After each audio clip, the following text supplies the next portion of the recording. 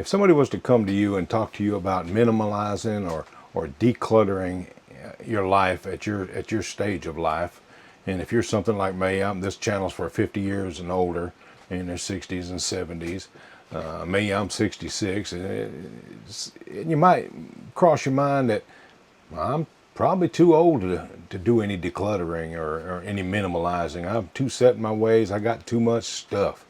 There's absolutely no way I could get a handle on it now. I got 50, 60 years of stuff piled up.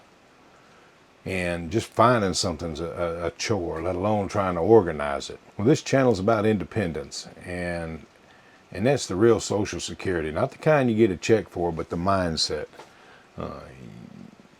You got all this junk and clutter at your house or around your area. Even if you don't have it junked up and cluttered, you just got a lot of stuff. You can be creating a hazard for yourself that you may not even be aware of. Especially as you get older, the last thing you want to do is be in a situation where you're trying to get from one place to the other and you're tripping over stuff. And all of that stuff creates a hazard. In more ways than one, it creates a lot of things besides hazards. Even if you don't fall over something or trip over something in an emergency, or you're just not paying attention and you're walking and you slip over something, some of the disadvantages of having it would be falling. Definitely you don't want to fall over some of your stuff just because you have so much. Health issues. You don't want to have stuff sitting around so long that it's molding or God knows what sitting over there in the corner, just gathering whatever it can, like a petri dish or something over there. The depression of it all also. You sit and you feel so bummed out because you have so much stuff. You don't know what to do with it. Life is just cluttered. It's not easy to get around. It's not easy to think. All this stuff just gets you. And that's bad, because that's putting depression on you when you don't need that kind of depression. And there's a lot of other things that having too much stuff, too much clutter around the house, around the shop, or around the yard, anything like that. And that's what I want to talk to you about today. I want to talk to you about decluttering or minimalizing. I'm on that journey myself right now and just getting ready to get started into it. And it is way more challenging than I would have assumed to begin with. And with the research that I have been doing, the main thing you really need to have is you got to have a plan. That's the first thing you got to do. You got to have a plan. How you're going to attack this, whether it be starting in one room, starting in two rooms, starting with just a drawer. You don't want to leave this for your kids or your loved ones after you've passed away to deal with. Not only is that tough on them because they're dealing with the loss of you, it really isn't fair. And I'll give you an idea of what I'm talking about. Supposing, they say, well, we got to get rid of dad's stuff or grandpa's stuff or whoever.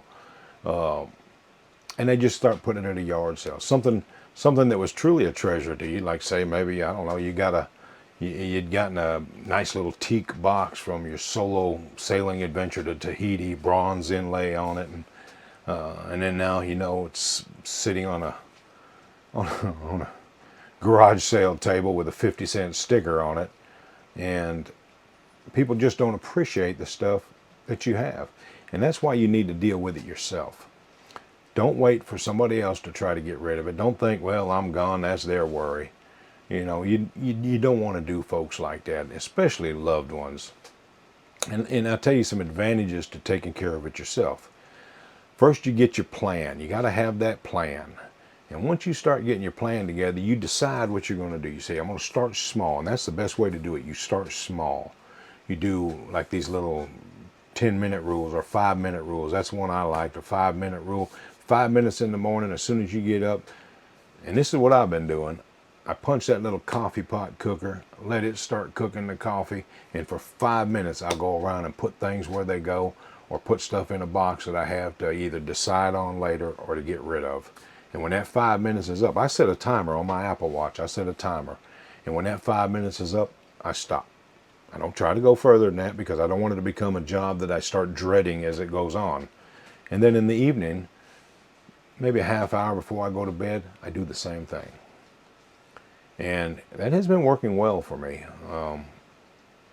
Some people talk about doing a 10 items thing, about the same way. You pick up 10 items in the morning, put them where they go, decide what you're going to do with them, whether you're going to get shed of them or what, and do the same thing in the evening. The 5-minute rule works better for me because I can hit certain things. There may be more than 10 items that I can take care of in 5 minutes, and the way my place looks, that's what I need. I need the more times this. And then this stuff can extend later on. And the good thing about it is, when you deal with it yourself, you can get this stuff, get you one box that says keep, label it keep, get you another box, label it sell, get you another box, label it donate, and get you a fourth box, label it trash or get rid of. And use them 4 boxes. And when you find something like I do with that 5-minute rule, I'll put it in the keep, I'll put it in the donate, or I'll put it in the get rid of, or the sell.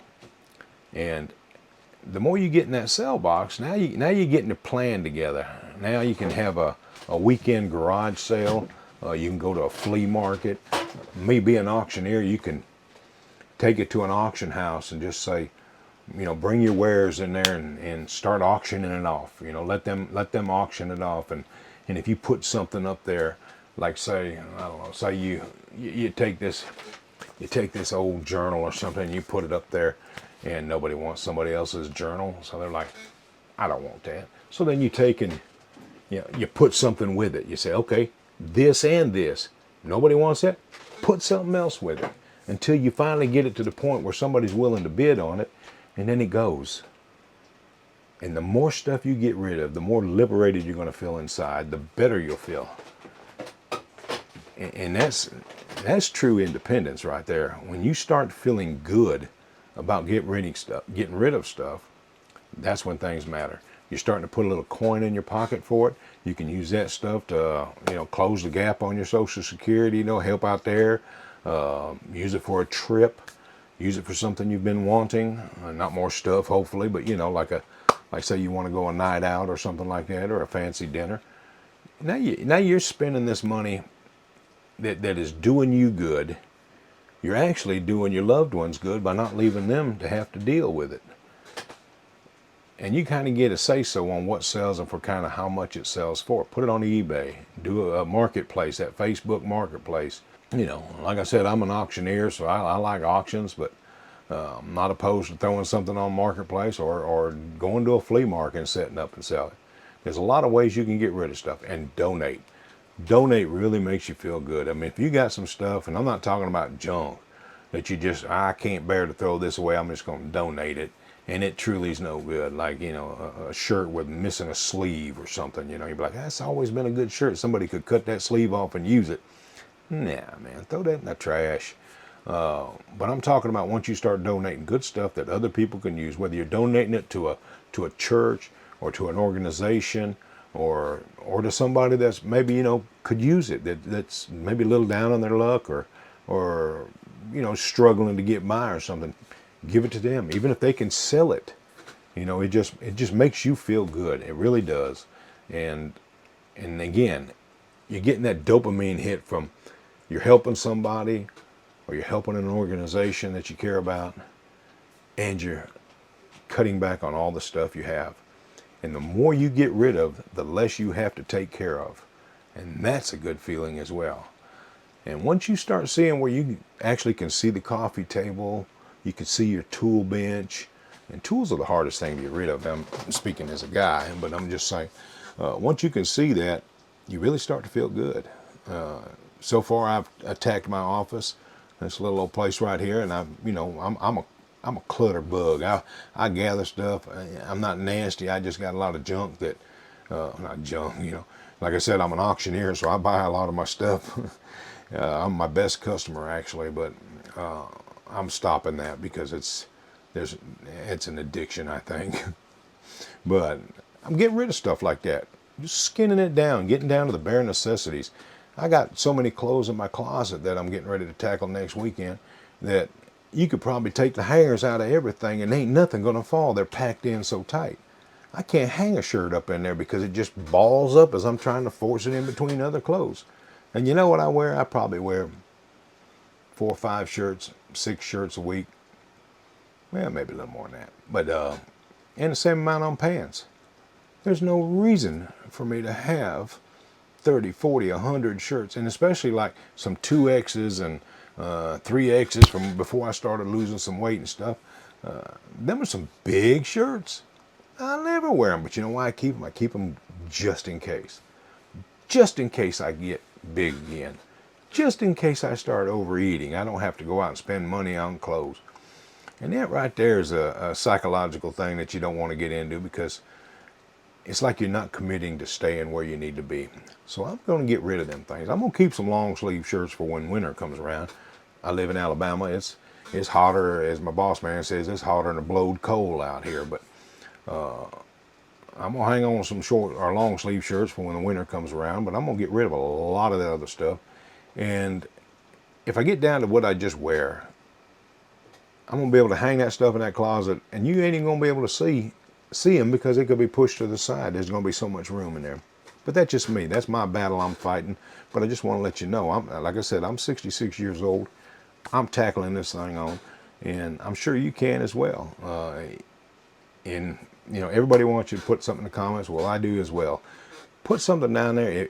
What is the biggest struggle you have, even considering starting decluttering or minimalizing or anything like that? What are the hardest things to let go of? Pictures of your family, letters from your mother, pictures that your kids grow. A lot of these things, and you know, especially like with souvenirs. You know, I got some stuff from when I went over to Japan and Vietnam and stuff like that that are souvenirs and whatnot, and I really like them, you know. And I tell myself those are memories. Those are memories that I'd like to keep. But really, they're not the memories. All they are is the trigger for those memories. I could very well take a picture of that souvenir with my phone and look at that picture on my phone, and it would have the same effect to me as if I sit there and look at a little statue on my shelf. The only difference is, if I'm looking at it on my phone, I don't have to have that statue on my shelf. I got more room up there for something that matters.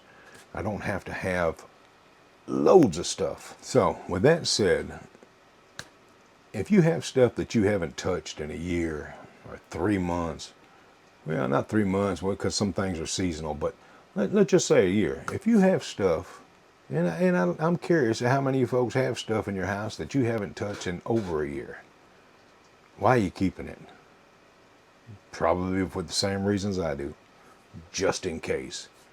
But if it's something that could be easily replaced, don't let it hog up part of your life. Once you get rid of something like that, if you need it, go get something else. And I'm not talking about a car or something, you know, hey, I got an extra car out there in case my car breaks down, you know, I'm going to get rid of it. I just go buy me another car. Well, I'm not talking about that. I'm talking about stuff like, you know, you got a thermos bottle that you haven't used in 3 years. A thermos bottle is always handy to have. But if you ever needed it, you'd have probably had a use for it in the last 2 or 3 years, and it wouldn't take much to replace it. You go down to Academy, you give them $25 or $20 or whatever, and you get your thermos and you go on about your business, and you can live that thermos life if that's what it's all about. But you get what I'm saying. If you haven't touched it and it can go away, make it go away.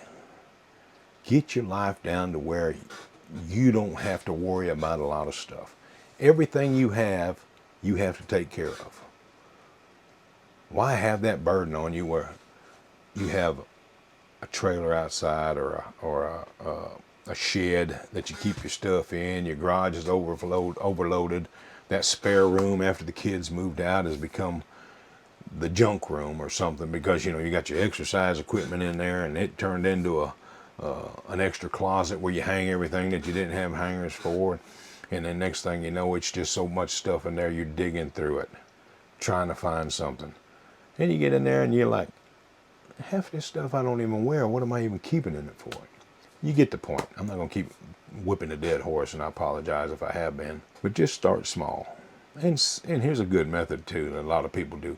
Well, not a lot of people, but I've heard of some people doing it, and it makes sense to me, is pack up the majority of what you have into boxes. Get them labeled up so you know what you're looking for. You're not having to dig through them. And then live out of them boxes for the first week or 2 weeks or 3 weeks or even up to a month. You know, you need a shirt. Okay, go to the shirt box. Pull out a shirt, close that box. You wore your shirt. Don't put the shirt back in the box. You use that. Same thing with the next day. Pair of pants, pair of shoes, underwear, socks, whatever, belt. And then at the end of a month, or if you can go 90 days, that's even better. You look down at that box and all the stuff that's left in it is stuff you haven't needed. And chances are you're probably not going to need. You know, there's always going to be exceptions to the rule, but you know what I'm talking about. Get rid of that stuff. Get rid of it all. Make yourself light and easy to where you can just, at the drop of a hat, if you wanted to go somewhere, go. Of course, if you got pets, that's a different story, but unless you just want to get rid of them too, but I couldn't do that. But anyway, you know what I mean. But you're more mobile, you're more, I don't even know how to explain it, but you're more liberated, you're more free inside because you don't have a lot of stuff that's just weighing on your brain. You keep your bedroom nice and clean, and when you wake up in the morning, it is so nice. You walk into a clean kitchen, not cluttered up. You don't have to push stuff over on the table just to sit down and have a cup of coffee. Nice, real nice. You know, though, you probably imagined it. But anyways, that's what I think. I think if you was to give minimalizing or decluttering a chance, I honestly believe that minimalizing could possibly change your life. The way you look at things, the way you feel, your whole attitude will change. And I have a lot of other stuff that I want to talk to you about too. Not just security. 23 years as a director of surveillance and security at a major casino in the Southeast, I've seen a thing or two. So it's not just about security. That's why I like to say this channel is about social security. And I'm not talking about the kind you get a check for. The kind that keeps you independent, keeps you ahead of the game, keeps you fit to be able to do what you want and to live the life you deserve.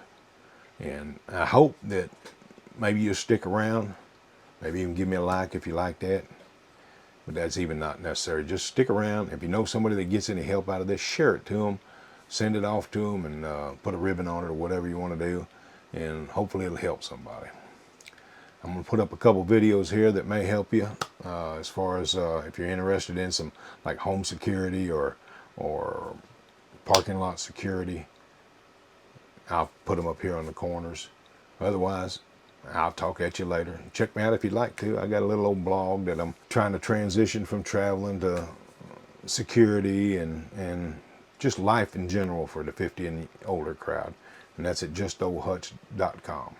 I'll talk to you later. See you then.